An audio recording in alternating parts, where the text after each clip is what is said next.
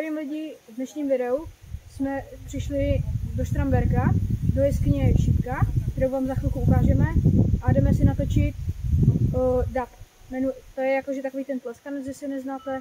To budeme v takové jeskyni, protože je tady obrovská ozvěna, kterou vám za chvilku ukážeme. Takže tohle. To je vlastně, to je tady tohle. Tohle.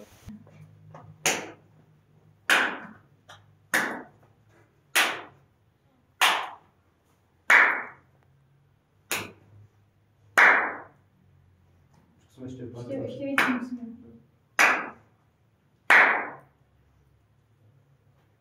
Ještě nepotřebí? Jo, jasně.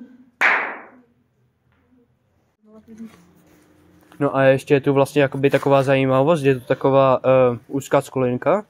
Já vám to ukážu. Matej, můžeš jít?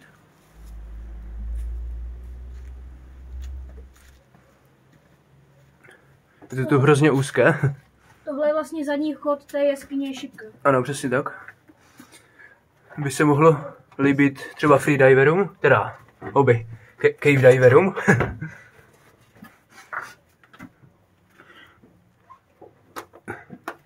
A jakoby úplně to nedoporučuju nějakým, co se bojí jako úzkých prostor, protože je to fakt úzké. Jakoby toto není fakt sranda. Tady když se podíváte, tady, jo. Dobrý. Takhle je to oproti mojí ruce. Je to vlastně takhle široké. To je fakt jako možná, pár centimetrů. Tak 70 cm, no. Možná čtvrt metru. Ještě méně jako tady to je... Tady je to ještě méně, tady je to tak půl metru možná. No na výšku je to tak... cm. Na výšku je to maximálně metr. Jo. Výška, no to bude 1,50 m možná. No, i míň jako. I míň, to bude 1,40 m, 1,30 m. No a teďka vlastně jakoby jdeme na nádraží, protože tam je taková místnost, kde je fakt je možná lepší ozvěna, než je tady. Takže až tam budeme, tak vám dáme vědět.